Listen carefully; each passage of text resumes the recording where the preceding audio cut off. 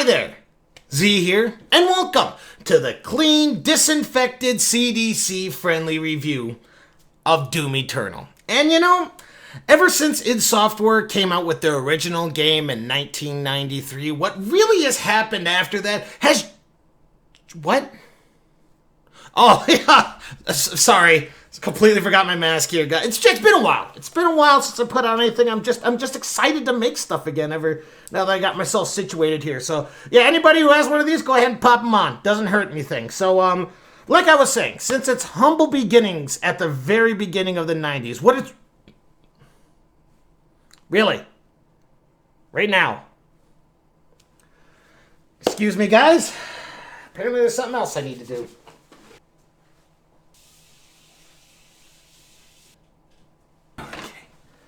Okay, like a...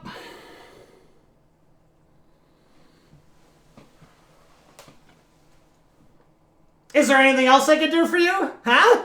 Anything? Maybe I could backflip the diseases away from me, huh? Maybe I should just start drinking turpentine to kill the fucking viruses. This is bullshit! What is this? What is social distancing going to do to a virus that can stay on a surface for 24 to 72 hours? Tell me, what is that supposed to do? They have a better chance of getting it shitting at a public toilet than me rubbing elbows with them here. I don't give a shit. I don't care what the Chinese Communist government thinks of this. This is America, okay? I say whatever the fuck I want to whoever I want. And let me tell you, if those pricks are gonna think they're gonna come over here and just kind of abduct and just hijack my review of this, they got another fucking thing coming. Oh, they don't know what bad is right now. You think Tiananmen Square was bad? You just wait until I get a...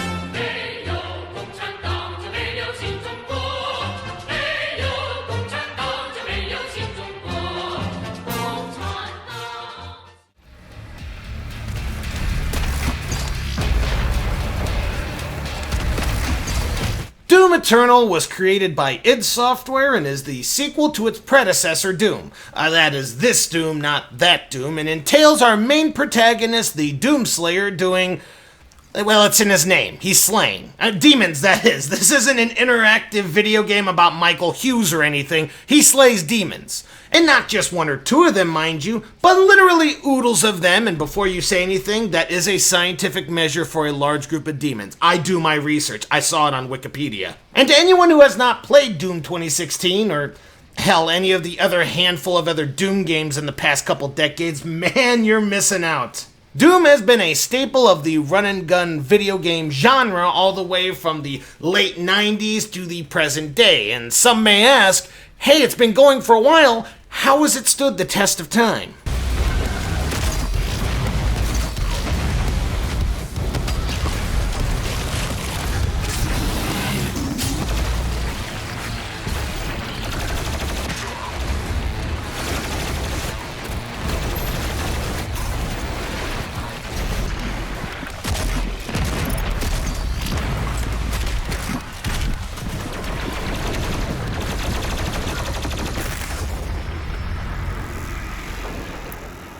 Oh, it's fucking phenomenal. And look, I'm going to talk a whole hell of a lot about this game, but much like getting into a conversation with a schizophrenic who's trying to explain to you the difference between a poached and a hard-boiled egg, it's going to get messy. It's going to be really hard for me to concentrate here, and I'll try my best to keep things simple and to the point and keep going at a steady clip, but spoiler alert, I'm really digging this game, and my initial reaction is just to ramble for about an hour, and that's not really fair to you.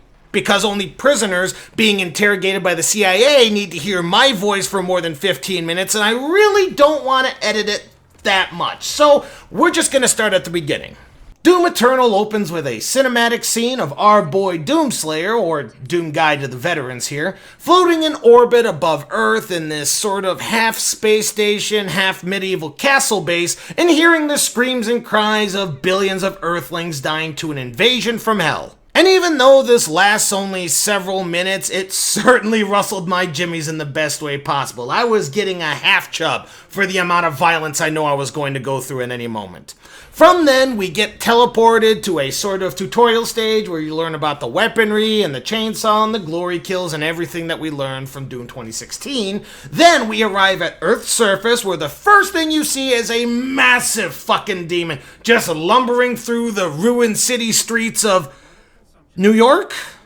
Los Angeles. London. I'm not quite sure, actually, but some major metropolis, and this is where I should really talk about the environment.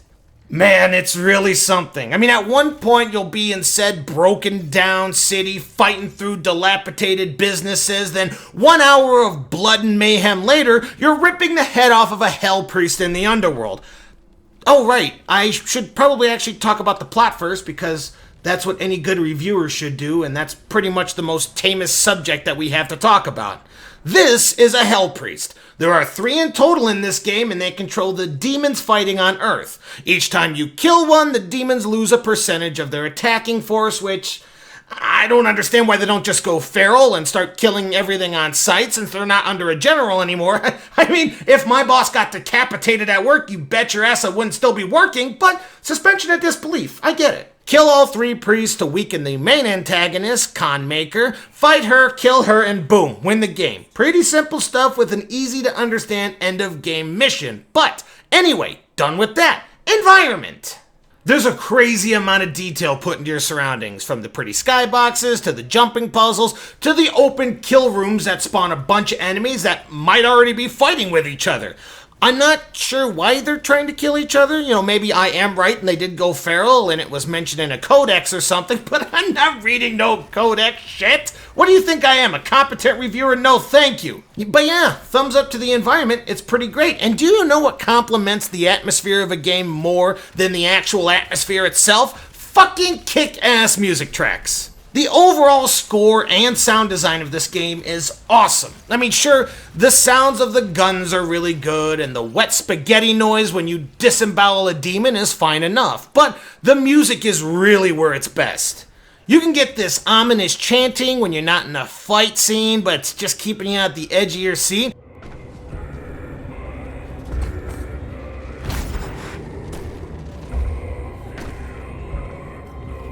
Or you can get the classic Doom heavy metal when you're just ripping through a bunch of them.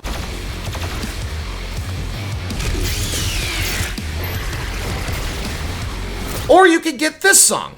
That sounds like someone's fucking a tape cassette player.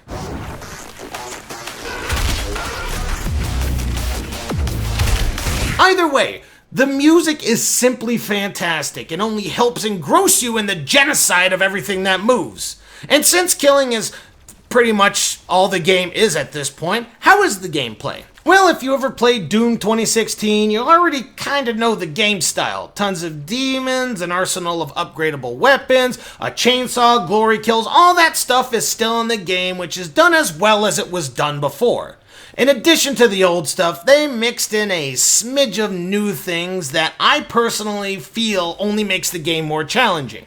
First thing they did was put in the ability to dash. This makes movement in heated fights a bit more doable and makes the jumping challenges that are peppered in all the stages a little bit more complex. They also instituted weaknesses in heavier, harder to kill enemies, so if you're in this massive orgy of gunfire and greased barrels, you can shoot the weak points to make the attacks of the more asshole-ish demons a bit easier to work with. It doesn't completely castrate them by any means, but it definitely helps in a pinch. But besides those 2 real minor things, it's second verse same as the first. But when the first is mind-numbingly exhilarating to begin with, I mean, if it's not broke, don't fix it. I'm not trying to throw platitudes out there, but that's the one I'm gonna stick with. If it's not broke, don't fix it. And since I can't think of a transition for the next thing I want to talk about, because I'm starting to get to that point in the review, I'll just blurt it out. Cutscenes! Yes! Cutscenes have been a point of contention for many reviewers I've read so far, and is their reasoning why this game is inferior to the previous one. In Doom 2016, you pretty much woke up and immediately started caving skulls in. Then, when you found things like Vega and Olivia Pierce, the story started to flesh out a little bit more. This one definitely is more focused on the storyline, with its many more cutscenes and backstories than I remembered in the previous one. That being said, I'm also not on the cutscenes equal bad side of the argument. I think they did it well, and I find it really interesting that there's this whole holy side that's been feuding with the demon side for centuries, and I know the Doomslayer is typically shrouded in mystery and is supposed to just bust demon skulls in like you want to bust your wife's skull in after an argument, but you realize that prison rape is a thing. But to be fair, It's not like they're spouting too much exposition in the scenes. At least we have that. Until you get to the ass end of the game, at which case, you're just begging for anything to take you away from the fucking Marauders. I mean, look at this one. You need to find a guy called the Betrayer, and when you do, he doesn't stand there for 10 minutes bloviating about why he's called the Betrayer and everything. And to be honest, if you were paying attention in the last game and read some of the codexes in this game, you'll know why, but the dialogue is just lofty enough to catch your interest, but not pretentious enough that makes you just roll your eyes. It's fine. The cutscenes are fine. You can leave your hate comments now. And I could go more into the minute random stuff like the boss battles and the battery packs and the Empyrean keys that are absolute horse shit to go through to get them, but I'm not going to do that. What I will touch on before my ending paragraph is the multiplayer portion of this game, which is interesting to say the least, but definitely not interesting enough for me to play it more than once or twice and be done with it. The entire concept is you can either be the Doomslayer or one of two specialty demons that are on a team. They all spawn into this arena-type map where multiple other NPC demons spawn, and then the two clash together, and the first to kill the other one gets a point. The first to 3 points takes home the glory of winning a multiplayer game that will be dead by June this year. Some may find it fun, and go ahead and play it if you find it fun. That's fantastic, but I'm more of a fan of the single-player experience, and I'll probably replay that a few hundred times before I go back to that multiplayer. And that's all you're getting from me, folks. I just want to leave you in some suspense to give you the motivation to actually buy the game, you know, after the quarantine ends. And maybe a few months after you go back to work because you have to start paying off your outstanding debt you got from being in quarantine. And maybe a few more months after that because you spent more money than you should have on a shed full of toilet paper. And you know what? Just sell your plasma. It's the easiest way to make money. Believe me, all you gotta do is lie down, they stick your arm with a big-ass needle, you squeeze a stress ball, and you watch a few episodes of Everyone Loves Raymond. Easy money. What I'm trying to say is that it's a really fucking great game. That's my final thought on this. It's not perfect by any chance. Don't get me wrong. The openness of the maps can be deceiving. Sometimes you see a ledge that you think that you're supposed to jump on to continue the game, and then you just fall to your death because old invisible wall thought differently, and some of the fights are just a slog to get through. Like, you spend 20 minutes on one part because they just keep spawning over and over again. At least, you know, when you're playing on one of the harder difficulties like I did, because Mama didn't raise no bitch. Regardless of what she may or may not say when she's had one too many vodka tonics. So, it's not perfect, but fuck me is it great. It's a fantastic game that I strongly suggest for anyone to buy, especially if you have anger issues and can't afford a therapist. And if you're not one of those people, well, Animal Crossing's kind of fun and relaxing, so give that a shot. I hope you enjoyed the video, and cheers.